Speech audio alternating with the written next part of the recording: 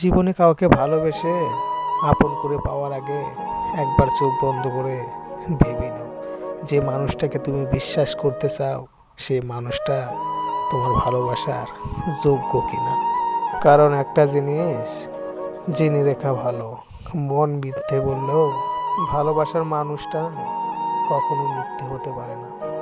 একটা জিনিস মনে রেখো, তুমি যদি কাউকে সত্যি মন থেকে ভালোবাসো আর সেই মানুষটা যদি তোমাকে ছেড়ে দিয়ে চলে যায়, তাহলে কখনো তাকে অভিযোগ বা অপরাধের কাঠগড়ায় দাঁড়া করানো উচিত নয়। কারণ তুমি তো তাকে সত্যি মন থেকে ভালোবেসেছিলে।